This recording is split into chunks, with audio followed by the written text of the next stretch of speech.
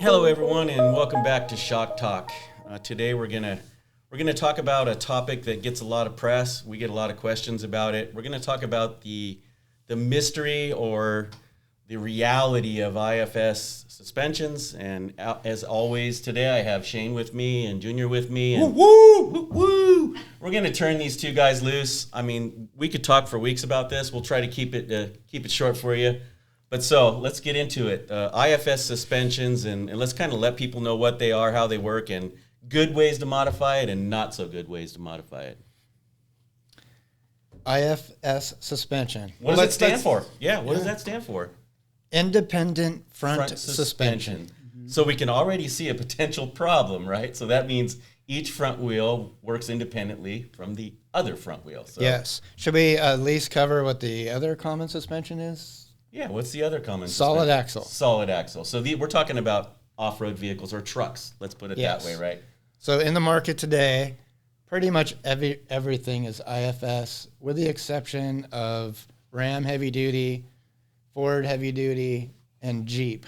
Right? So all of your, let's say, mid-size or light trucks are IFS. Yes. Okay. With the exception of those three. All right. Which is 3/4 1-ton stuff, and then the Jeep stuff would be your Wrangler And Gladiator. which is a Wrangler with a bed. So solid axle is a great off-road suspension. Right. IFS can be great, but there's all kinds of different challenges with IFS.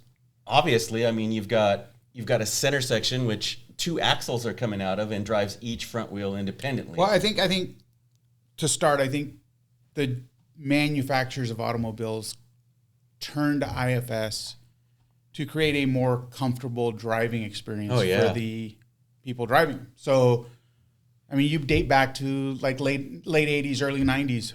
All the Chevy CK series were solid axle, leaf spring. So outside of wearing a kidney belt and a helmet, you didn't want to drive these things. Right? So they had to answer for comfort. Right? So then they went to the dreaded mid-80s half-ton torsion bar.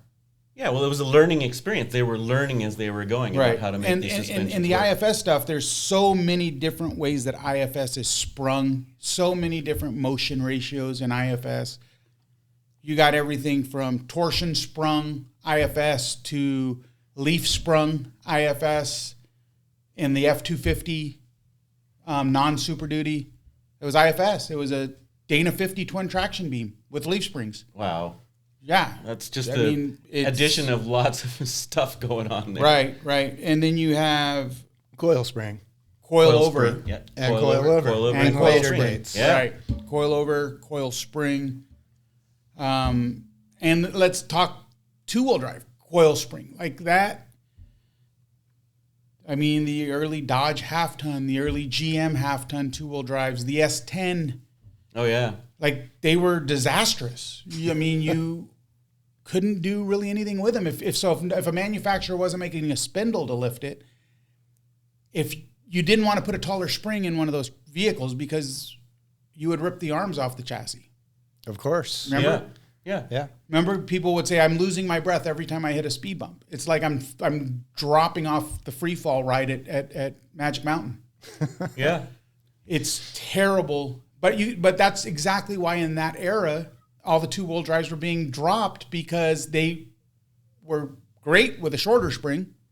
They just didn't handle. It didn't lend itself well to lifting.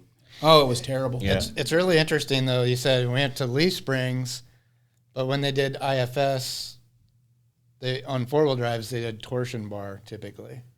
Weird. Right. So, because they couldn't figure a way, obviously, at the time to get the axle to get past, the coil spring was just. So in the early days, this suspension was very limited to how much you could modify it, right? And then as the aftermarket started digging into it, did things get better? I think the engineers at Toyota was like, hey, I'm 1995 and a half. Hey, we're going to actually make IFS work well. So they, at that point, decided, hey, we need to start making it longer travel and making it easier. Well, for let's people put a to coilover modify. in there. Well, believe it or not, let's get back to desert racing, our favorite topic. All right. Let's just say everything from the light truck world starts at desert racing. And Right. Yep. It's a fact. Toyota, their I don't know, their first, I wouldn't call them a trophy truck, but they're Short course trucks. not short course, but their desert truck. Right. It was like a class 7, but it was running in class 1, driven by Ivan Stewart. That was a torsion bar. Oh yeah. Instead of a coil spring or coilover, they had torsion bars, and also with GM. So you had some great drivers back in the day, like Also Nissan. people like Larry Rick Ragland. Mears, yeah, Ragland. Mears and Nissan, Mears, yeah, yeah. they all raced on sway-away torsion bars. Yep, torsion bars. The old Class 8 Chevy trucks driven by yeah. like Frank Vessels and Yep, Larry Ragland. Scoop, yep, They were all yep. torsion bars. Yeah. But let's get Suspension. it. Let's get it. But that's where it came from. But I'll tell you, everyone just has such derogatory stuff to say about torsion sprung vehicles. Look at Chaos's Gen 1 kits. They were all torsion bar, right? Torsion is just another way to suspend a vehicle. Yep. It's not very different than putting a coil on there. Like, it's just the way the spring operates. Yeah, it's the just spring another twists spring, yeah. rather than compresses and unloads. Yeah. But it does compress and unload, but just in a twisting fashion rather than an up and down motion. Right. Spring is a spring. I mean, Right. I've driven torsion bar vehicles pretty hard, Oh, yeah. and they feel sometimes they operate better than a coil sprung or a coil over. It's spooky how some of that stuff worked. And it it's really also worked nice. so the package, right? So you don't have a coil spring or a leaf spring. You have this very compact You do. package, right? It's just a rod with splines on each end, one socketed into the control arm, one socketed into the frame, and it basically acts as a spring. So the package is very, very small. Like Lends every- itself to I'll tell racing. you one thing. One vehicle that I surprised the hell out of me was a Z71, 2005 Z71 Colorado. Torsion bar, 2-wheel drive, Z71, torsion bar. That thing, torsions crank, that thing operated so well in the desert. The only thing that stopped us from driving it harder was the thing would continuously overheat with that 5-cylinder. Motor was terrible. Suspension was amazing. Like, I couldn't believe when I was driving this thing that it was a torsion bar vehicle, because I'm just as guilty as everyone. I think torsions are primitive. They're very primitive. However, it's just another way to suspend a vehicle. It's not right or not wrong. It's just another spring source. You know, you have coils, you have leaves. GM still does it. Yep. 3/4 1-ton GM torsion bar. Till this day. Right. Yep. Chevy HD. Torsion bar. Torsions. I think they're the last ones. But to me, it would be a very complex system to modify or lift. It seems like either, let's say, cranking the torsions, you're creating a geometry issue, right? Well, geometry and additional preload doesn't make the torsions too happy. Right. I think right. one of the main issues with the torsion bar trucks is they made them with these, and this goes to the motion ratio. They made these with these little tiny shocks that were 5-inch travel. Yeah, 12-inch total, 5-inch travel. So, like, let's take a Z71 Chevy, 88 through 98. Right. You know, this is a big truck. It's suspended by a torsion bar, and it's got a ton of leverage on it, and you're trying to, and you need a ton of valving to control that Right. wheel up and down movement. So you end up shoving a ton of valving into that shock, and it just overheats if you try to push it. Yeah. It's like it's the package of the damper is way too small to actually push the thing off road. But even when they went to coilover, they did that too. Look Yeah, at the kept- Nissan. Look kept at the 04 same- Nissan Titan and, yeah. and 05 in the Frontier. That assembly was incredibly short. But back to Incredibly the Chevy, small. I mean, that was probably one of the most addressed topics in the tech line when I was working that area for the company. That particular truck seemed to come up on the radar an awful lot about Well, I'll tell you, really needing 88 to 98 Chevy, Right. half ton. right. People hate body lifts. I put a body lift on one of those trucks before I ever touched the suspension. Just because there's no room for any improvement with that little tiny shock and the Not only angles that, and the you got motion ratio. you and- got to understand too what the shortcomings are of the truck. Those things, tie rods, you could fold those things just putting it in 4 low and moving forward. yeah, bend it over So- the table. I hate body lifts too, and I would make sure I put gap guards in there so it looked good. But there are suitable vehicles out there, as long as you know what their limitations are, that the body lift makes sense. And that's a vehicle that makes sense. Like, Right. I would never, ever, ever consider just cranking the torsions on that thing. There's no way. For one, the geometry can't handle it. The CVs will tear your first block you drive. So a body lift, in my opinion, is kosher for a 88 to 98. Well, and we got a ton Chevy. of calls exactly on what Shane says, is even as a shock manufacturer, we did the best we could making a damper for that setup, but it was always, as soon as you cranked the torsions, there was always problems with that. I mean, you remember the calls we were getting all the time. The truck rode harsh. There was an issue. The thing needed an RCO because it was basically all the way pinned at ride height. So it was just a real difficult platform to do any modifications and have a decent riding suspension. But on your topic, I mean, you mentioned body lifts. So if we talk about IFS suspensions in general, we've kind of went over torsion bar. We have coilover style, we have leaf spring style, and we have coil, right? So what are some of the ways and vehicles and types of lift systems that we like or that work well and some that don't? And it depends on the truck. It really does. Like I said, I would move towards a body lift on a 98 or Right. 88 to 98 That Chevy. one was an impossibility. Bronco is a coil sprung, twin traction beam. IFS twin traction IFS, beam. IFS, twin twin traction traction beam. beam. So that, if I lifted it, it would be like maybe a 2-inch over soft ride skyjacker coil to level so it. you make a taller coil and use Right, drop-down and then brackets? you sacrifice the geometry. They're a bear to a line after that, but I would sacrifice that over going with a radius arm drop bracket and an axle pivot bracket and all that stuff. Right, You know, right. Well, I mean, back in those days, you couldn't put a very big tire on those vehicles. And that Like- was the reason like people were maybe- trying to lift them. Yeah, like people wanted to put 33s on a Z71 Chevy. Right. So it was very, very popular to do what we call a hanger kit. And what exactly is that? Doesn't sound good. What exactly is That's a what hanger Junior kit? and I call a hanger Yeah. kit. They- I they- don't Sounds like they've something cut- you take you your know, clothes off when you get for all the dressed in them. manufacturers of current hanger kits, you guys have come a long way. Yeah. They're not as bad as they used to So be. what is it? Let's explain that to the folks. Well, there's two types. I mean, Okay. there's a hanger kit that uses the factory steering knuckle, and you just drop the upper control arms as well as the lower on a bracket that bolts to the subframe. So you're basically that's a later That's a swing set. hanger kit. right. No, the hanger kit with the knuckle came later. Yeah, Right. the hanger kit with the knuckle came later. And it was pioneered by RCD suspension. Right. Correct. So hanger kit essentially is, in both instances, one with or without the knuckle, is you're basically taking the suspension loose from the frame and lowering it down on a set of brackets, which actually lifts the truck, right? Well, all you do, it's a subframe. Right? You use all your factory stuff. They give you a subframe front and rear. Ah, a complete You subframe. hang your lower control arm lower. Right. On a non-knuckle kit, you would relocate the uppers down Okay. and use your factory knuckle. Right.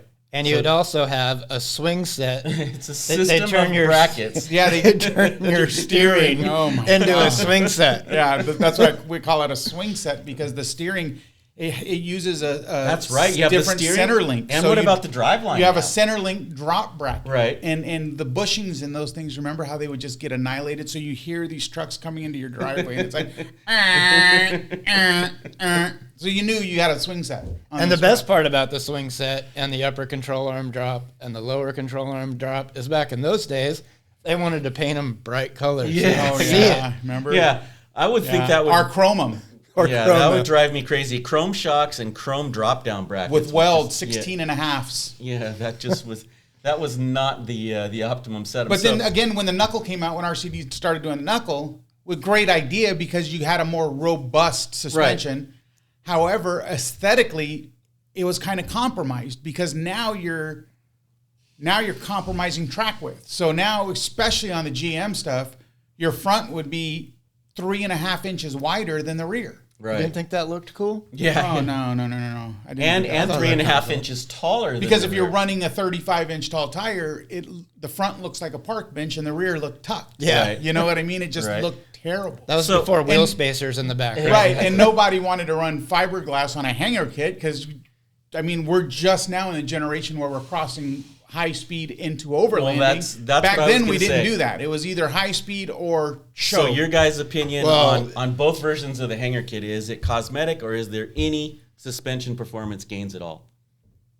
There really wasn't any suspension. There could be performance. suspension performance gains. There typically was not. Yeah. So this was cosmetic only. You're basically pulling the suspension or cutting the suspension off your truck and lifting it just to cosmetically fit a bigger tire. These types of lift kits were for cosmetic, pretty much. I think aesthetics was the large reason why people did hanger kits. Right. 100%. And in the end, was it a happy face or sad face? Did the vehicle like the modifications or did it wear out? It hated them. It hated them. Yeah, it way basically too much- wore way too much the leverage. thing out in Way too much 5,000 miles. leverage. I think the early hanger kits, so the early hanger kits had the swing set steering. Right. The knuckle kits didn't, Right. which was an advantage of the knuckle kit. But we heard that the knuckle kits make the front end 3 inches Well, wider than the the back. swing set, you were a severe sad face. Yeah. After a couple of years, really bad sad face. Right. Yeah. And You then know how many bushings I got spun in Delrin for Centerlink drop kits on GM trucks because it would just blow through the urethane bushings. It was crazy. It just too much leverage. And even urethane isn't a very comfortable ride on the road. I would think the rubber ones especially are in better. the steering, and the Delrin made it worse. So you felt everything in your steering. So what were the common vehicles for these hanger kits and half the ton and knuckle- 3/4 ton. Okay, but what were the Chevy manufacturers? trucks. Chevy trucks? Chevy mainly? truck was a big one. Okay. And then they came out with the dual shock hoop kits, and then ProComp started doing that trailing arm that they put dual shocks Yeah, way forward. Remember on that trailing arm? Yeah, I lived through the 80s, so I remember seeing a lot of that type of stuff. But they also did it on Toyotas. Yeah. Yeah. Big time. That was the Trailmaster kits on Toyotas. Trail disaster. Trail disaster. That was big. Yeah. That was big back then. I remember hanging the diffs off those things after you dropped the subframe. Half of them you had to cut the subframe out to drop the differential. That was what I was going to ask. So now you've got the suspension drop down. What do you do with the driveline? Because there's actually... Well, typically they would have to be cut Yeah. so that you can drop the diff down into the new hanger. This is why Right. you're sad face. This is why you're sad face, because you're totally over modifying your vehicle just to put a bigger tire on it, and all it does is ruin your gas mileage and wear out the truck much faster than it should. But you have. look sexy doing it, though. yeah, so. yeah, Kinda. well, that's the plan. When you're down at the river, putting Yeah, your boat in the yeah, river. towing your On boat. 16.5-inch Dude, weld super singles. You've just pinned me. I'm back in the 80s again, man. I'm ready to go to the river. But yeah, so moving forward, now we move into a more modern platform with. Wait a minute. Before you do that, let's talk about the Ford IFS. Okay, Ford IFS, let's cover it. So now this podcast has turned into which I believe is to this date the best IFS ever built. 100%. So let's describe it. What's going on with the Ford one that makes it better than all the other It's ones? got the scissors, man. So- It's got the whoop we're talking scissors. about the twin traction beam. Twin I-beam. It's got Or the twin whoop traction scissors. beam. twin whoop traction scissors. beam. Right, Okay, the whoop so scissors. everybody, twin traction beam is if it's four-wheel drive. Twin I-beam if it's two-wheel Twin drive. I-beam. Exactly. I actually So- owned a bunch of these trucks, so I know all about this. I was Let's- just mystified by what was so great about it. I say we take this. We'll stay in the 80s, and then we'll move. Okay, to let's the stay in 90s. the 80s. No, we'll move to the 2000s, I'll tell you. right? So 80s Ranger, that was me. I loved Ford Rangers. I did ORD lift kits, which was a cut and turned I-beam on two-wheel drive trucks. Now that's legit. That's legit. Yeah. When they first came out, they would do the drop downs also, yeah. but still, it wasn't as much of a mod as the. You want to hear a IFS. horrible story about a drop-down lift on a Ranger? Yes. 4-inch drop-down lift. I owned the truck. I actually did this. Stupid me. I bought one of the drop-down kits because they were welded I-beams on a two-wheel drive.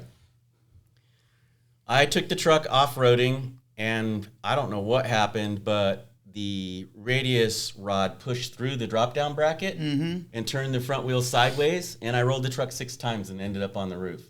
So That's pretty good, though. So that's why you always keep Volkswagen pulleys with you so that you can weld them into place to hold your... sad face on that particular kit. Yeah. So because it was a drop down bracket from Right. a probably Put cheaper more leverage on manufacturer. that. Leverage. Yeah, on that piece. Leverage. So I learned my lesson. The next truck was ORD. So with the twin traction beam or twin I-beam, you can actually, those are the first long travel suspensions. Right, when it's done right. I don't Look know. at John at OR Fab. He's still in business. Yeah.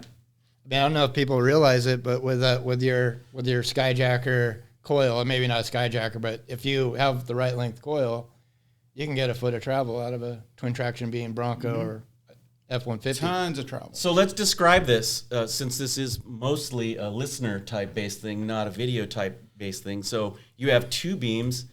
Do they cross each other, or how does the suspension actually work? It probably should never work. It should never work. I don't know how it They're works. not. So the goal most of people wanted, as soon as like twin I-beams started getting popular, they went to aftermarket like equal length beams. Right. So you didn't change your scrub ratio and stuff. Right, and, right. And I all can imagine that on would the be a group. huge Right. issue. So yeah, it's they work like scissors. That's why they call them whoop scissors. They work just like a scissor. So if you did like just a straight drop down 4-inch lift and you dropped everything down, you'd have really bad like caster change, right? Right. Mm-hmm. And the Or scrub. camber scrub. So then they'd run a long radius arm. Right. To make up for that. And somehow it would keep the scrub and the caster better. It would make it better. But so you could not build one without limit straps. Again, my second Ranger, the one I didn't roll on the drop down brackets, I had to run limit straps because the coil would fall out of the buckets. Right. I had to run those little metal J clips to hold the coil in, and nothing stopped it at full droop. It just kept drooping out. Yep. But that could be a good thing, right? It would droop out till the tires touched. Yeah. The whoop scissors. So yeah, twin traction beam was very. And it's still, in my opinion, the most effective way to get travel. So it's an IFS system that works really, really well. It seems fairly complicated, but it seems It's actually probably the most uncomplicated IFS you can. But I mean, if you're going to modify it, right? So what happens when you lift If you're those, cutting corners, yeah. Yeah, what happens when you lift those the wrong way? So let's just say you take a twin traction beam front suspension, you want to lift it, and you just go buy yourself a Moog cargo coil, and you don't do anything else. What actually happens when you do that? the alignment's screwed up big time. They are a bear to align. Right. Yeah. The way they align my So first you have truck to- you is have to they put- actually bent the beams. Yeah, either that or you have to put an aggressive cam. Most of the times the aggressive cam won't achieve it, so you'll have to find someone like East County Alignment that will actually bend The beams. Yeah. They made better cams in later years. Right. Early on, they didn't have those cams. I think you can lift one about 2 inches and still align it Still with a be cam. able to align it with a cam. But the travel gets challenging if you have the short radius arm behind it. So you'd have Right. you'd have let's say a twin traction beam. You'd have the axle that goes across. That's obviously a scissor, and then Right. you've got this radius arm that goes back to the frame. And then if it's a short radius arm, like the swing and caster camber swing gets really erratic when you have a short radius arm, but when you move the radius arm way far back, like underneath the driver door, Right. then It compensates that gets a little bit better, but it still like swings. Yeah, similar to a long arm kit on a solid axle. So my one more question before we move on maybe to a different type of IFS, but how does the 4-wheel drive work on that? That always mystifies me. So you have a drive axle going through the hollow beams out to the wheel. Yep. And On one side. On one side. Yeah, it's got a universal joint, so it's got a Dana 44 on a Bronco. Oh, that's right. IFS. So there's the pumpkins in one of the axles, right? And then it links off and goes to the other one. Yeah, the one goes down to the wheel like a normal solid axle. Then the Right. other one's got a universal joint, goes the other direction through On a the little driver's hole. On Now, the, is that problematic, or did that hold up? Held pretty up well. It held held up up well. good. Yep. Yep. So that's an IFS system. Are manufacturers still using that today? They're not. They're not. So IFS was, let's talk about the years from 1980 to 1996. Yeah, and then That's what 97 they Ford came out with used. the Expedition. Right. Moved to torsion bar. And one of the challenges for traction device is there wasn't like really good traction devices you could put in the front. So it wasn't good for hardcore wheeling, Right. but it was great for desert. So And it going was fast. the go fast Yes. setup. Yeah. Exactly. So so we've covered a couple of the other types now. How about the coilover type IFS? Well, we didn't cover the one and only Oh, F250 we were with going leaf back to springs, the Ford. Yeah, let's finish up on the Ford leaf spring. which had a Dana 50 IFS, Right. a heavier duty 8-lug Dana 50. So I'm curious, how do you make Well, the let's leaf get some spring? background. So the IFS or the twin I-beam, it's great for off-roading, but I don't think like the normal people that didn't off-road, I don't think they liked it very much because it wore the tires out. Right.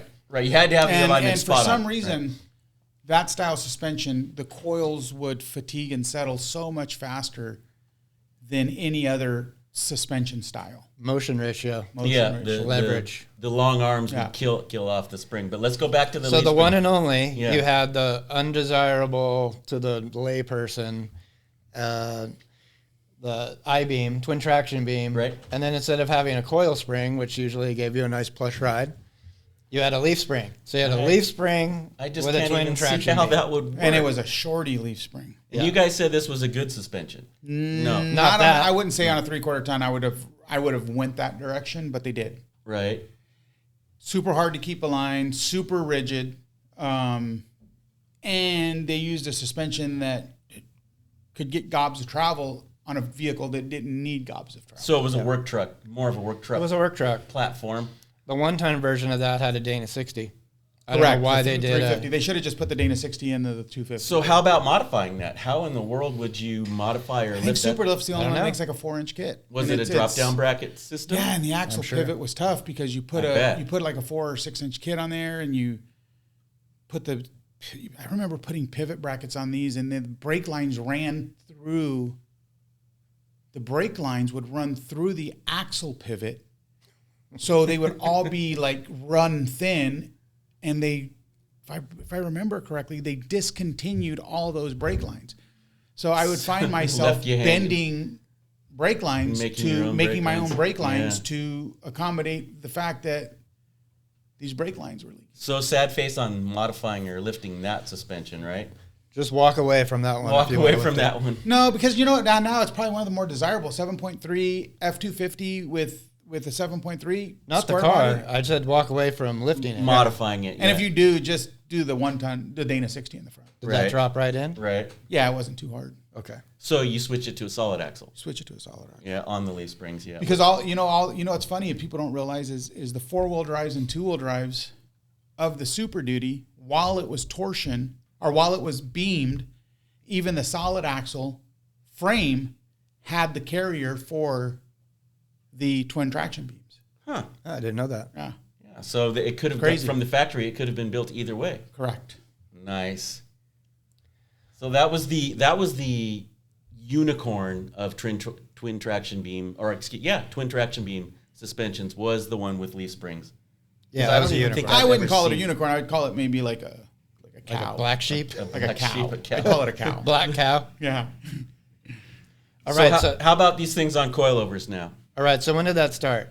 Toyota started that, right? Toyota started that in 95.5. Ford picked it up in 04.5 non-heritage, and then GM picked it up in 07.5 non-classic. So say mid 90s. You want to know the Dodge 06 for 07 model year.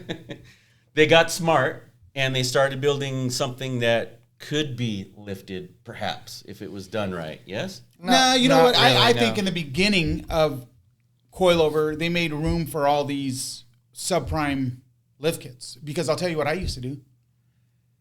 People think that I like on the 3rd gen 4Runner, 1st gen tacos, they think that spring seat's welded on. Well, it's not. It's just a press fitting. So I used to just push them off, flip them, Right.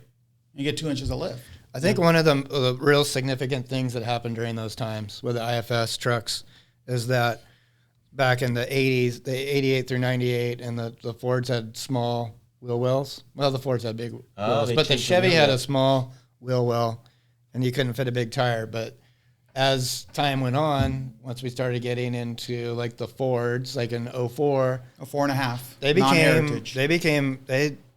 they had a big wheel well. 35s. And they came with a coilover, and you can lift the coil. You can lift the vehicle to level it, and you can put a 35 on it. Mm-hmm. You couldn't do that on the Ford, the earlier Fords. And you started to mention wheel openings. Were they starting to put more room in the wheel openings? Or Exactly. The wheel openings, I don't know if they did it on purpose. I think it was a design. It was default by design, right? Because they had all kinds of packages, right? So you had the you had the FX4, and then you had the standard 4-wheel drive. You had the 2-wheel drive. Which of the 2-wheel drive on the 04.5 and up, the non-heritage, you'd get a 33 on there because the assembly, one of the only manufacturers that used a different coilover assembly was Ford in the 2-wheel drive versus the 4-wheel drive, where Dodge didn't do that because when they introduced coilover, they only introduced it for the 4-wheel drive. 2-wheel drive stayed that primitive coil spring with the shock that goes up through the spring. They stayed like that until recent, right? That was like When would that change? 14 or 15 or something? On the Dodge? The Dodge two-wheel drives? Yeah. Yeah, that was that shock is- stretched out for a long, long time. Which was But- confusing because everybody else had the same chassis. Right. So like Toyota Tacoma, let's say 05 Tacoma, the pre-runner, the four-wheel drive used the same shock. Yeah, which was The great. 5-lug didn't, but the pre-runner four-wheel drive used the same shock. The GM, the two-wheel drive, four-wheel drive in 07.5 used the same shock. The only one that didn't was the F-150. And I Yeah. think to date, they still use a different shock. So guys out there got the hint. And when they started running the four-wheel drive assembly on the two-wheel drive to get more ride height, which we don't suggest you do because the geometry can't really handle it on a two-wheel drive. So, I mean, I've seen a ton of things that shouldn't be done, but nonetheless, like Ford was the only one that did that. You know what I mean? So you couldn't put a two-wheel drive 5100 on a two-wheel drive and get a 35 on there. No. It was a 33. Four-wheel drives now, you put the 2-inch lift 5100, you can get the 35 on there. No problem. As long as you ran a factory or a higher offset wheel, which then runs into problems. So this is where counter guys would often make mistakes. So they would put a zero offset wheel to run 35s on a leveling kit. Well, a zero offset wheel is going to push it out too far. Now you're going to have to take a sawzall to your fender well. So this is where wheel offset becomes a major player in the overall overall tire size you can clear, because it's kind of tricky to find that. So Ford ran a 6 1/4 inch offset wheel. You could run it on a stock wheel if you limited the steering, otherwise it would contact the A-arm.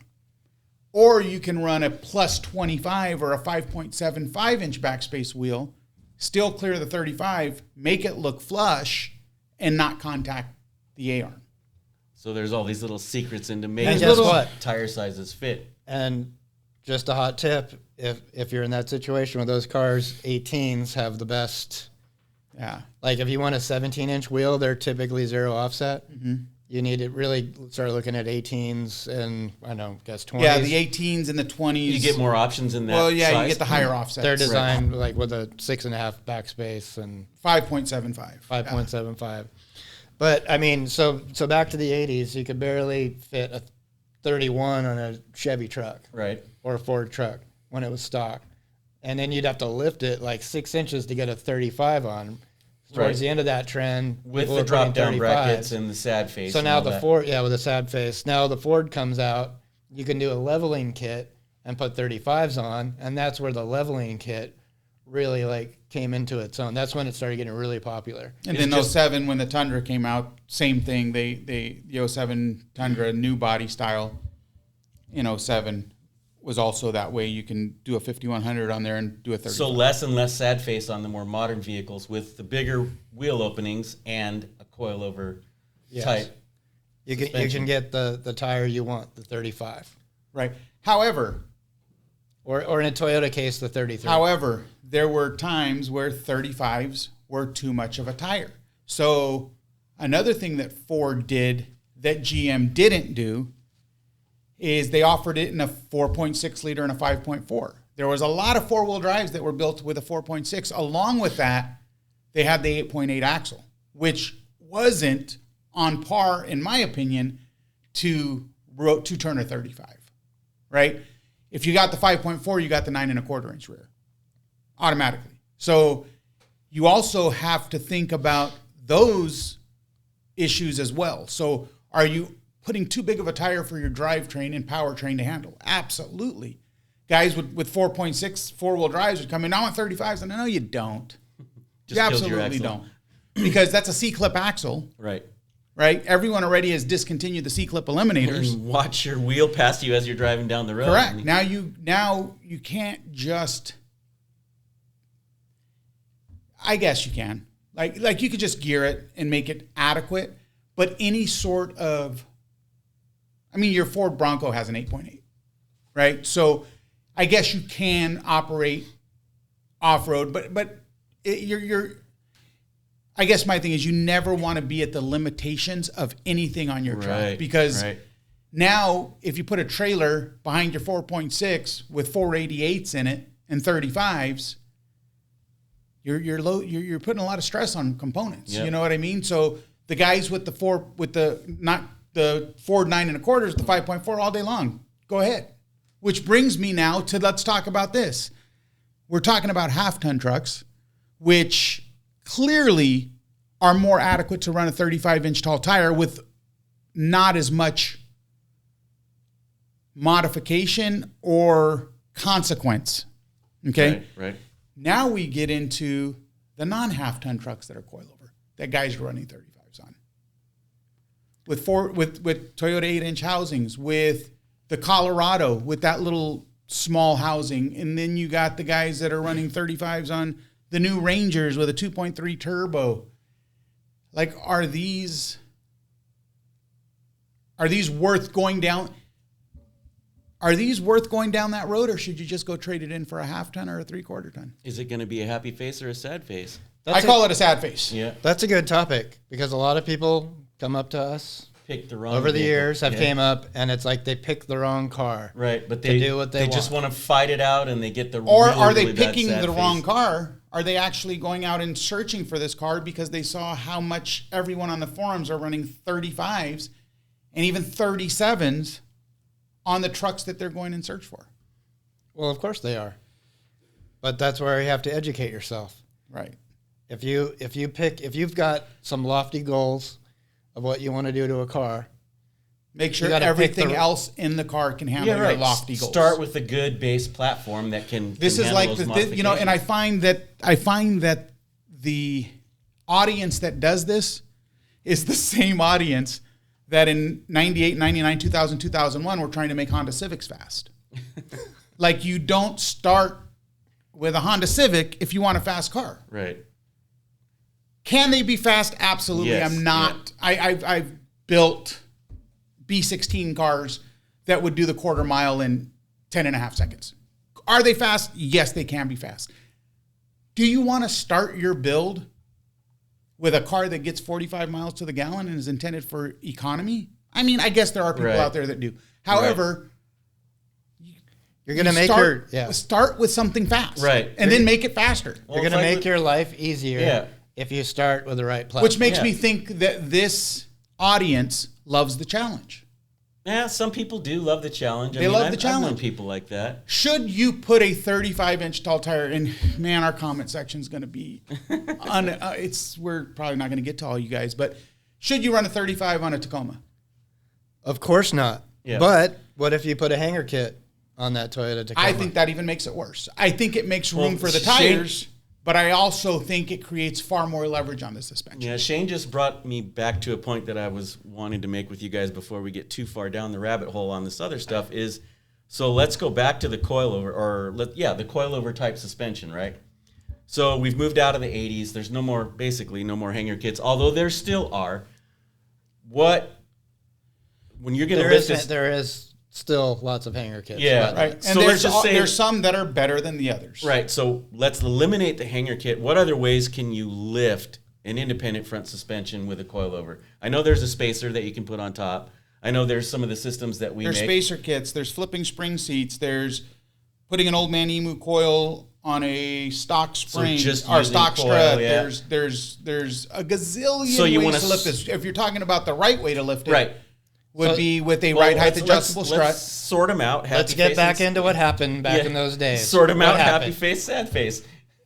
We don't really want to call out. I was going to call out a company, but we're not going to do it. Don't do that. Don't do it. Anyways, spacer kit. Bill Stein, we're better than that. Yeah, we're better. So what happened was they came out with, they called it a strut spacer. Right. And they put a spacer on top of the coilover assembly. Mm-hmm. It's not a strut. Mm-hmm. A strut's a different type of suspension. Yeah. I don't know why they call it a strut spacer. They put it on top of the coilover, and you lifted it that way. But the problem is now you screwed up your geometry, and you've added 2 inches of extended length to your coilover assembly, and you're going to blow everything out. You're going to blow out the drive line. It's not bumped correctly for it. It's not damped correctly for it. So that's a sad face way to lift a coilover. That's a sad face I'm gonna give the benefit of the doubt where it's due. If you're putting a spacer kit on a brand new coilover assembly, and your intent is to drive it to the grocery store and back, you will be fine. Not as fine as spending a few extra bucks and putting a 5100 on it, but the goal here is not to just tell everyone that spacer kits are terrible, because they have their place in the market. I think they're terrible. Well, my thought is, wait, before you get past that, all right. If you go to a dealer and you are buying a truck that's modified, it's not stock, and let's just say they put different wheels and tires on it and leveled it, look underneath there and make sure there's not a spacer in there. And if they're charging you $10,000 for a spacer, walk away. You should walk away. Yeah. Well, what's a spacer cost? Unless it has tube steps, and then maybe you could stay. $10 for the spacer and $10,000 to install it, right? Exactly. To be fair, devil's advocate, wheels and tires now are far more expensive than they ever have been. Right. So it's true. Before, when I used to build trucks 20 years ago, wheels and tires were the most reasonable part of the package. The lift kit. Right? Yeah. Now it's the most expensive part of the package. Right. So when you see a Chevy with a spacer kit and 33s and 20s on a dealer lot, chances are there's so much money wrapped up in that wheel and tire package that they had to run a spacer. That's where the price is driven by, is that wheel and tire. Though you're still getting ripped off. Right. I mean, you can go get that done on your own for far cheaper, but nonetheless, wheels and tires, want a spacer. Yeah, and you don't want a spacer. My thought on that is, so what happens when the truck goes to full compression on a spacer? Travel's limited. You break it. You break it, you coil bind. Right. Coil bind, you break the shock. Yeah. So that's definitely sad face on something that's dealer installed. That doesn't sound But are you going to go to full compression when you're on 20s with 33s? Probably not, because your rim's going to break too. Yeah. Technically, you can break some stuff. Yeah. You're definitely going to overextend either your ball joint or driveline. So let's talk about some of these other things. Junior mentioned flipping the spring seat. That was a better option in my opinion, because all you're doing is increasing preload. Right. But you're putting in the same size assembly. Right. So similar to what we do with 5100 and 6112. Well, let's get back to that. So when these IFS came out, Bill Stein invented a 5100 ride height adjustable. Right. And what it was... Not right when they came out. That was 04 because you borrowed my Tundra to start the project. Actually, my Tundra as well. No, he borrowed my Tundra back then. What was it, 03 or 04? Well, I think ORW started it with our help. We were cutting grooves, and then eventually... We were cutting grooves for what? Tacoma. First gen Tacoma. First gen Tacoma. And then somehow... For a 1-inch lift. Somehow on the 4600. Somehow I tricked our engineering into doing this. Right. And so, but it's been hugely successful, and it solves the issue. It gives you basically you don't need a spacer to lift to level the car. Right. This you don't need a spring. You just do you remember that part number, Shane? 69. No, 29. 6929 was Tundra. Yeah. It was a B46 2480. 2480 and the 2480L. Oh, that's the BTS was our kit? part number or for the BE5 2480. BE5 2480, and then BE5 2480L was with the 1-inch lift option. Yep. But this system mimics the OE. Well, basically, you take the OE shock, and sometimes we might be able to eke a 1/4 inch more droop out of it if we could. But we would we'd have a spring seat, and there'd be some snap ring grooves where you can adjust the ride height. Right. So you preload the spring more, and that's what brings up the ride height is the spring rate, and then we adjust the valving with more rebound to control that spring. Because when you preload the spring, it stiffens kind of the ride height, and then it wants to release with more force, and also you have we put more rebound control. Right. Yeah, they have more rebound control to control that. So now this is what gets me. We get going back to mine and Mike's here early days of the tech line. So we would always get this question, hey, I want to get the 5100s, but should I keep it at the bottom and put a spacer? Absolutely not. So people were so scared of preload. And these same guys drive a Porsche 911 that operate off preload for corner balancing. Right. I don't understand it. Preload is just the way you set race cars up. It's the way it should be done. Bilstein will never Well, get you into a stage of preload where it's going to affect it. I think I have to argue with you a little bit because on that particular point, so to actually adjust the 5100, you have to take apart the coilover. Correct. With the spacer, you don't. So I think they were trying to avoid the spring compressor mystery, right? And just stick the spacer on top. No, because these guys wanted to buy 5100s and a spacer, so they would have had to take it apart anyway. Yeah, that doesn't make sense. But I always got a lot of fight from people that didn't want to disassemble. Guys, preload is not, when you have engineers like ours dialing in spring preload, it is not, we're never going to build a shock that's going to get you guys in an uncomfortable ride situation. Right, as far as preload goes, yeah. We're never going to put it to where we've introduced preload that will get you into a coil bind situation. Right, the spring is we will do what throttle. we need to do to drop your bump stops to ensure that doesn't happen. And we did that on Taco and Tundra. So this brings me to the guys out there that are running our 5100s with old man emus. Just don't do it. You don't need it. You don't need to spend the extra money. Right, use the stock spring. That's what it was. It's damped, engineered for the stock spring. Now, hot tip. Toyota stuff. Are the springs the same left, right? No. Okay, so hot tip to people doing their lift kits. Make Do sure them one you at a time. Do them one at a time or mark the springs left, right. So that's a big deal. I mean, we got that call So a lot on Toyota has a leaning issue. They always have. And it's not new. It's not just on your 5th gen 4Runner. It's not just on your 1st gen Taco. It's on everything Toyota builds. Left, right spring. They tend to put their gas tank on one side of the chassis. There's a lot more weight, and their batteries on that side of the chassis. So their way they mitigate it is they either use a taller spring, maybe a wire, one wrap more on the driver's side than they do the passenger side, right. Or they go with a different wire diameter. Pound rate, yep. That's why Toyota springs are paint marked. Right. So we get a lot of questions like, hey, I put this all together and the driver's side is way lower than the passenger side. Well, that's because you put the driver spring on the passenger side. So you got to make sure, even if you don't want to do it one at a time, jot the color paint marks that are on your spring and just jot them down and put driver side pink, white, passenger side blue, white. Right. You know what I mean? It's just that easy. Just don't make sure to mess them up because that's a big deal and it could cause you some serious problems. Now, to one other super tip or tech tip on our lift systems, the 5100s, the biggest call Junior and I ever got almost all the time is, what direction does the spring seat go? Guys put it on upside down, and instead of a 2-inch lift, they have a 4-inch lift. Yeah. So the proper way to orient the spring seat, Shane could probably explain it better than any of us. Just put it on like an umbrella, not a tulip. Yeah, exactly. So how does that work? So the spring seat needs to go over the snap ring and capture it into the groove. Yes.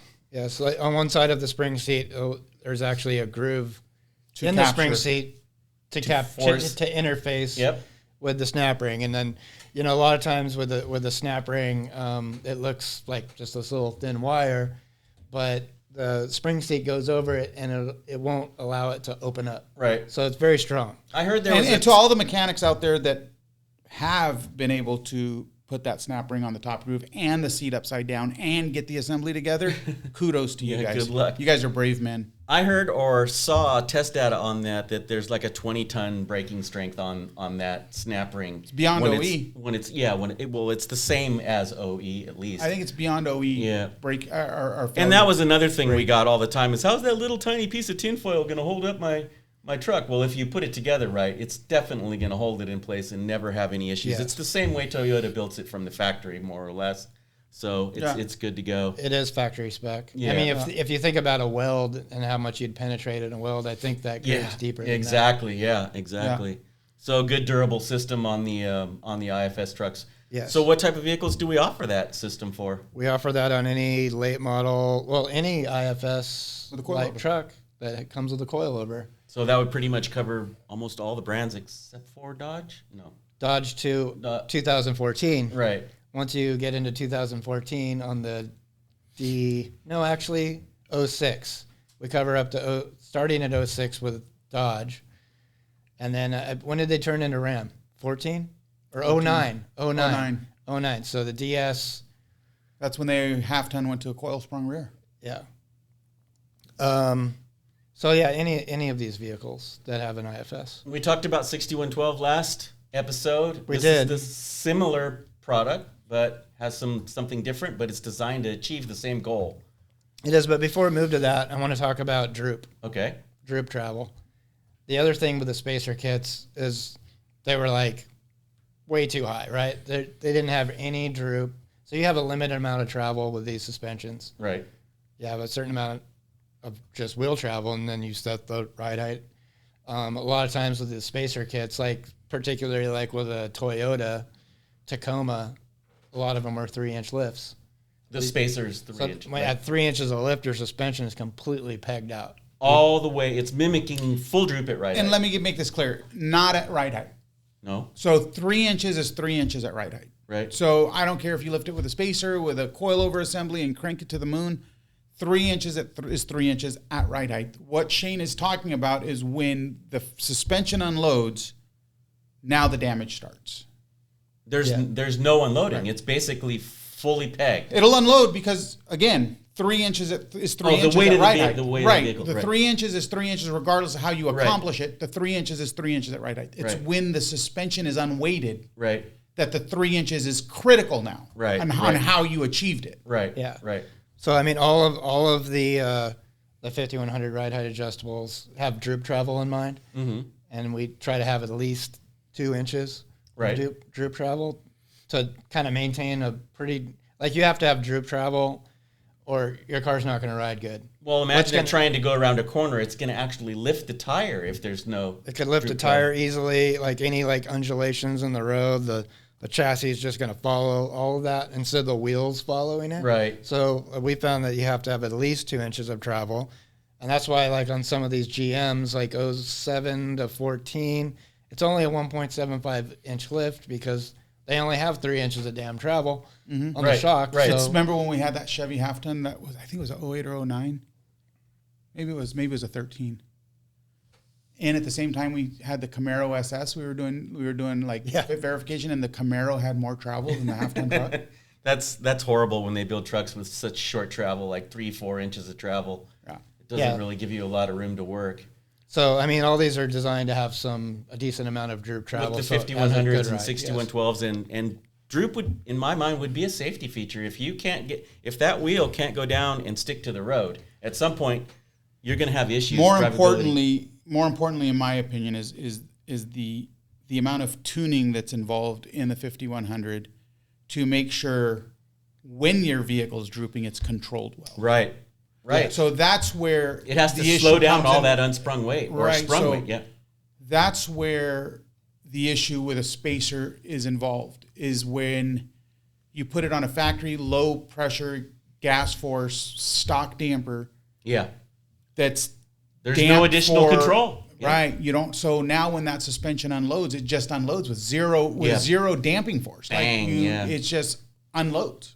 Yep. So you're giving it a 2.5, 3 inch head start. Yeah. You know what I'm saying? Like, it's not good. It's not healthy. However, you think it's trash. I think it's pretty much trash. However, it has its place in the market. Oh, yeah. If the vehicle is never going to be driven hard or off-road and it's built for aesthetics purposes only, it's not a bad option. However, we have an option that's a few more dollars. Right. That is miles better. But I did notice on some of the spacer kits that, like, right when they're installed, I start to see damage on the vehicles, like the springs touching parts of the knuckle and this. And that was only really prevalent in the first gen Tacos, third gen 4Runners, and first gen Sequoias and Tundras. But essentially, it's damaging the vehicle from the get-go. Yeah, but 06 and up Rams would blow the ball joints out. Yeah, I would rip the ball joint out of the knuckle. So again, just as a consumer, I would, like Shane said, if you're shopping for a lift kit or a vehicle, make sure that and keep in mind the investment that your vehicle is. So exactly, you don't buy a $65,000 4Runner to put a $120 mediocre lift kit on. And I'm not saying by any stretch of the imagination you have to come to Bilstein. There's other manufacturers out there that make solid products. However, do your homework do to make sure you're not to make sure that the $100 lift kit that you're looking at is really what you want to put on this $65,000 car. And it's going to get you whatever you're looking for, whether it's cosmetic, right, to get a bigger tire on there, or whether you're looking for some performance gains. You have to separate these things out as well when you're looking at modifying your vehicle, because literally some of these systems do damage. You're like yourself. I was taught early on, man, by some wise people that there's a few things in life that you don't look for the best deal on, and that's like plumbing work and helmets and and automotive work. You just don't. Like, you hunt for the best deal, you're going to get the best deal now, but the repair is going to be needed again far sooner than if you didn't get a deal on that. That's like repair. me. I go to the motorcycle store, I'm shopping for a new helmet, and I'm standing next to a guy who's looking to save $10 on it. I'm like, man, it's your head. Right. You know, isn't it worth an extra $10 to get a good helmet? I mean, I think of my vehicles the same way. Like, and not going to put something on there that's just going to... I would, break. Quite honestly, when it comes to plumbing, if I can't do it myself, or the automotive work that I can't do myself, I want to go to someone that's specific for the vehicle, like a Toyota specific guy, like James at Truck Shop, or TLC over in Kearney Mesa for Toyota stuff. Someone who's not going to have a million questions about how to put it together. Or no, not even that. But I don't want the best deal, because if something fails, I want to go back there and be angry. Yeah, exactly. You right? owe me If an this extra repair $10 to fails, be angry. I don't want to feel obligated to not go back because the guy gave me a deal. Right. Like No, that's true too. I want to pay the extra $300 so I can come in here ornery that it didn't work out well. Yeah, you get what you pay for, pretty much. And it's a sad saying, it's overused, but it's actually true. This goes back to when we were talking about Jeep stuff, and I said, when you're building a Jeep, stick with guys that do R&D on Jeep. Right. Guys that work on a specific year, make, and model on a daily basis knows that car in and out. You don't take your new Cadillac to a Toyota dealer for an oil change. You know what I mean? Like, try to stick with the guys that are repeated, that do these jobs repeatedly every day. It's what they do. They know how to set preload on a 100 series Land Cruiser wheel bearing, or they know the nuances. They know what they're going to run into. So if I'm going in and I don't know how to do a job, and the guy's saying, hey, if I pull these axles, I'm going to need to do an inner axle seal because that's a Dana 60. They know that. Whereas if I go into a shop that's just a standard repair shop, they're going to call me later and tell me about the seal. Like, I don't want surprises. Or you're going to get home and find a big puddle in the driveway. Correct. Point being, don't cut corners. Exactly. Don't cut corners. Yeah. Don't cut corners. And, that's our business model here. I mean, I think it's, as long as I've been here, we've always overachieved and over-engineered every single product that we make, to the point where sometimes it hurts us. I want to veer into another topic. I want to veer into tires. Simply because people don't understand that tires are the first part of your suspension that makes contact with the ground. Tire pressure, yeah. Tire pressure, Sidewalls. tire rating. No, just tire quality. Right. Like, you see these guys with these built trucks with a Cougar MT on there. Like, guys, like get a quality tire. Like, that's the first part of your suspension that contacts the ground. I have to agree with you, because on the days of Techline, so many people would call and complain about our 5100s being harsh. And we'd ask them, how much pressure are you running in those BFG TAs? 48, 50, 52. Yeah. Good not only to start there, but check out what your pressure in your door jam says. Yeah, not only good tires, but the right rating. The right tire rating. And that's, to be fair, that's not a consumer issue. That's a manufacturer issue. So back 20 years ago, they made a 285 75 16 and a D and an E. Right. They made a 285 70 17 and a D and an E. Then they realized, we're losing our ass because we're molding the same tire size and two different load ratings. So most manufacturers discontinued the D load range and just made E. So these guys that are after a tire size, it's not their fault that they're running E's, but it is the tire shop's fault for putting in 55 PSI. It's the tire shop's fault for putting in 55 PSI. You guys need to not do that. Right. There's two different E's now. Yeah. I think there's like an E2. There's a G now. There's an F now. There's an E that's like rated for 55, and then there's the other E that's rated for 80. Yeah. So pay attention to your tires. Yeah, but back to Junior's and your point. wheel offsets. Yeah. Well, it was an absolute disaster, because when the 3/4 and 1 ton guys bought the E's because and they weren't 80 psi load rating. There was these tire manufacturers were making E load rated tires that maxed out at 65 psi. So it raised brows everywhere because they're like, I'm maxing out my tire and I still can't get my TPMS light to shut off. Right. What do I do? Yeah, right.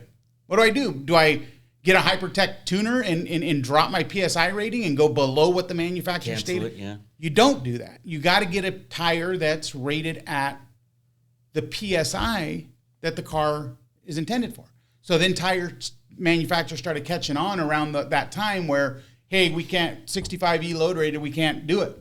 You know, it's got to be an 80 PSI tire or 90 PSI tire. Now even 100 PSI tires. Wow. Well, they have an E2. It's called like an E2, and you can Right. run it at 65. Think about the poor guys with the Jeep. Yeah, that You don't lifted need any your load. Jeep. You lifted Think your about Jeep. the You want 4Runner guy. 37s. Yeah. Yeah, 4Runner exactly. guy. The lights are on all the time now. Tire lights on No, all the time. you just put No. an E-rated tire Yeah. on your 4Runner. Right. And you That came with a passenger car load rated tire. Right. Yeah, right. but the 4Runner is PSI to 28. A Jeep JL Wrangler PSI to 37. Right. Right? Now you got an E-range loaded yeah. tire, mud terrain. Yeah. 10-ply sidewall that's adding to the firmness of The the ride. way the suspension behaves. Definitely With gonna 37 inch or 37 PSI. Yeah. I don't know in if it. we're calling out tire manufacturers. I kind of feel like we are. Why don't you guys go back to building these tires in a D or a C load rating? Please. Something Please. that we can air down on and Please. still have it work right. And guys out there, stop putting Ironman MTs on your $8,000 build. Like, just get a tire that's a little rounder than a shipping box. Like, I just don't understand it. I walk around these shows and I'm like, wow, that's really nicely built. Look at that front runner roof rack, and it's got all the roto packs. It's got 74 roto packs on it. And then it has a tire that I've never heard of before. Lionheart MT. What is that? It's back Hey, to wait. it's back to staring at the helmets on the Hey, shelf and picking hey, the $10 one let's- over the $100 one. I don't want to call out any brands, but JL came out, Instagram came out around the same time, influencers on Jeeps came out, and everybody had to have this certain brand of tire. Falcon. You know what I'm talking about. Oh, yeah. I don't want to. We can't. go Falcon there. was a little earlier. Like, Yeah.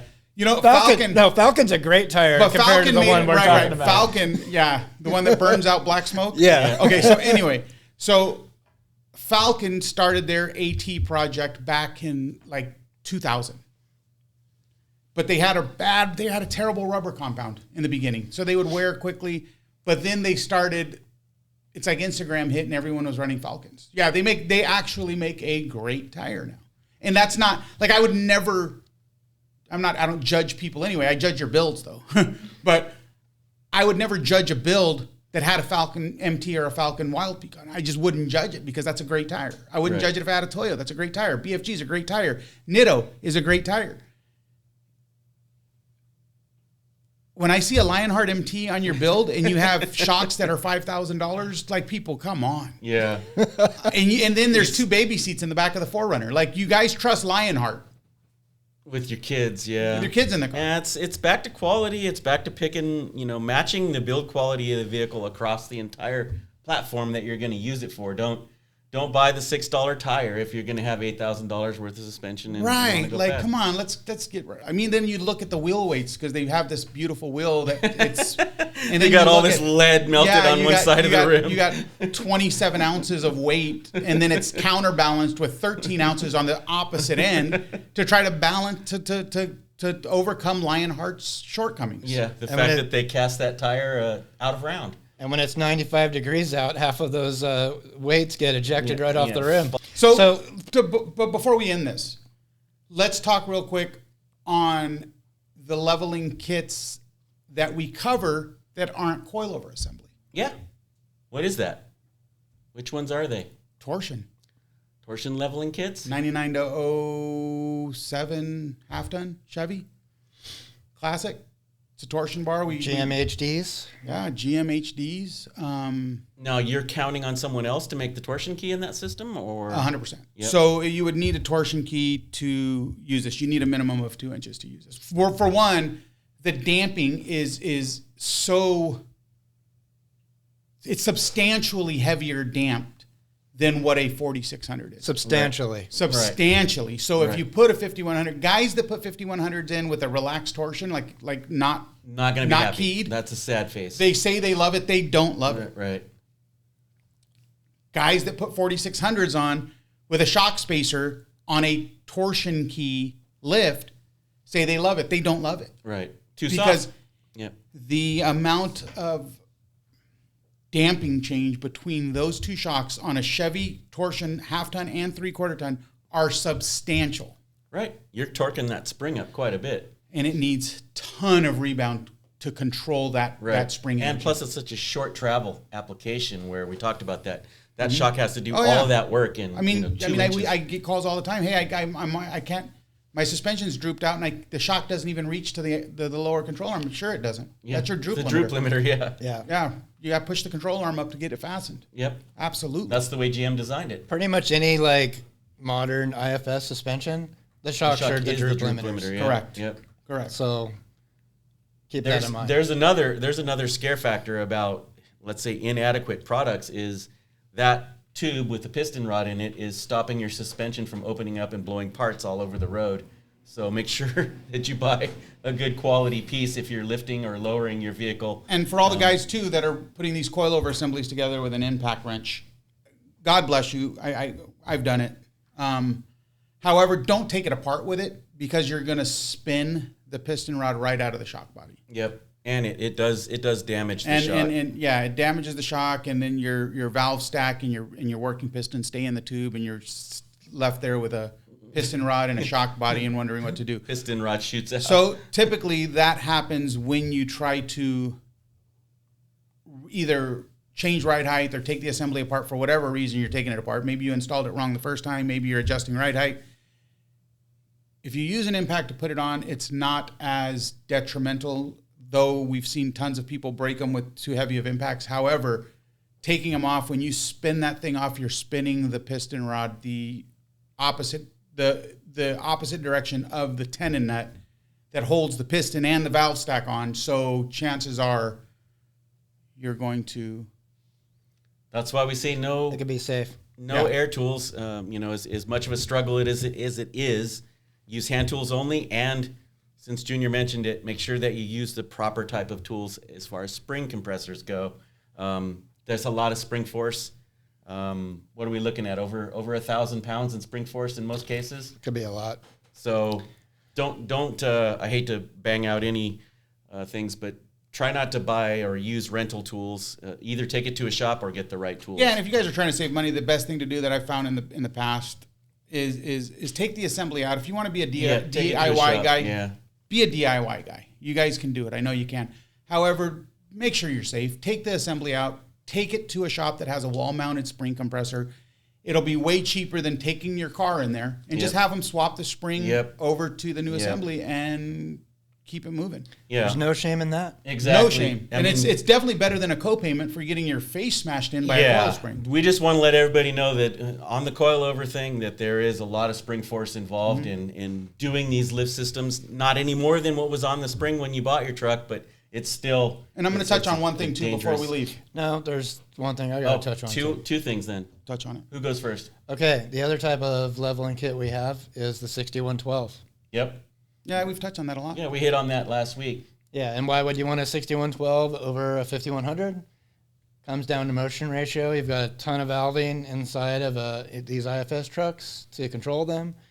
A 60 millimeter dampers, larger diameter is going to do a lot better with controlling that motion ratio. Yep. So in my opinion, if it was my money, my truck, I would be putting a 6112. And you left out one of the most important features in my mind was that the spring is tuned for the additional ride height. We're not using preload as much. Yeah, it's definitely the best bang for the buck. Right. However, we can only tell you guys it's a better bang for the buck. However, we definitely don't want to be in the consumer pocket. So if 5100 fits your budget, it's a damn good shock for the money. Great place to start. However, what I wanted to touch on is I get a lot of inbox messages. Well, why don't you make a shock for this leveling kit? Because you shouldn't be using it. Sad face right out of the box. Face. This is two-wheel drive GM. That means S10 too. Right. two-wheel drive Dodge up to a certain Which in the very beginning we said what? Body lift that truck. Or don't. Just, you know what? Here's the best thing to do. If you really want to change ride height on one of these trucks that I'm going to mention, put a lowering shackle in the rear and level the rear to the front, because it's far more forgiving. Yes. Because what about a lift spindle? A lift spindle. if they made it, Yeah. they didn't make it for the early Dodges. They didn't make it for the early GM. Right. But so you put a spacer in that, you're on your own, kid. Right? Yeah. So you put a longer spring in a two-wheel drive Chevy half-ton from 88 to 2007. Talk about sketch Exactly. on the install. Well, I have a buddy out there, God bless his soul, you know who you are, but actually lost a finger trying to put I shouldn't say God bless your soul, you're still around. But he lost his digit putting in a coil spacer on a two-wheel drive Chevy. Yeah. Because, like we said, scary stuff. Look, if it doesn't seem like it's going to fit, it's not meant to be there. Don't force it. It's not meant to be there. Take it out and trade your truck in, and for something that's safe. And not only is it scary to install, it's never going to ride right. You're never going to get it aligned correctly, and you're consuming all of this vehicle's droop at ride height. Yeah. So this is what Pegged. Yeah. pinned. This is what I mean by ripping the control arm pockets off the frame, because suspension inertia is very hard to control. Yeah. Would you agree? Yes. It's going to droop, and it's going to overcycle anything that's suspended with a bushing. So upper control arms have a bushing. So they're going to pull Yep. pull Peel it when right that apart. drops. Yep. And half you guys know this is wrong anyway, because at stock ride height, the upper control arm is on the coil pocket. Yep. It's fully pegged. We're definitely It's fully pegged stock. Definitely in sad face zone there. Yeah, and when your coil is bowing out like it's waiting, like Or every single wrap touches itself. or no, at the ride coil height. touches the shock. Yeah. Sir, the coil's touching your shock. That's not a good deal. So anyway, your question is, we as a company will build a shock if it makes sense, and if your vehicle's safe. The minute you guys get into sketchy stuff and wonder why we don't make a shock for it, well, that's why. on you. That's on you. That's why, because the suspension isn't intended to operate that way, so we're not going to tune or support anything that could be hazardous or dangerous for one to drive. Correct. We're only going to make something that enhances the vehicle's performance. It's usually not cosmetic, and it usually, well, you can do your cosmetic adjustments with it, but it's also got some performance details in mind as well. So. And also, if a guy's buying a $39 rubber spacer to lift his truck, chances are he's not going to buy $650 worth of shocks. Correct. But you can't make everybody do it our way. Correct. But I'm just saying, so that's why we don't, because we shouldn't. Right. We don't build it for that style of leveling kit because we should not. Because that style of leveling kit should not be around. Right. It's like Shane said early on, choose a different vehicle if you're going to. And you know what's even scarier, Shane? The Ram 2500 Cummins 12-valve guys that want to level. Oh, my goodness. 1,200-pound spring or something like that. We pray for you, though. Yeah. Because there's no knuckle for that. There's no like knuckle in the early 12-valve. But they want to level their two-wheel drive. So they get a Moog cargo coil in a polyurethane spacer with the same IDOD. Something that was made for a railway car, probably. And then they call us, hey, this thing rides terrible. Can you help me? Nah. You got your old parts? Put those back in. Some vehicles Are just meant to level aren't meant and that's to- both yeah. directions, whether it's up or down. Yep. Like what was the term back in our day? Is you never lift an S10 and you never drop a beamed Ranger. Yeah. Remember? Yeah. That was it. You never lift an S10 and you never drop a Ranger. Yep. And that's the perfect way to end today's episode, I think. And we'll look for your comments down in the comment section. But I'm tired, you guys. Have we just killed this thing, or? Well, I think we can talk about the right way to do IFS and King of the Hammers type vehicles, but I think we'll save that. That could be another topic. That for could be day. another topic. Anyways, guys, thanks for joining us here on Shock Talk. We look forward to seeing you all again on our next episode. Peace.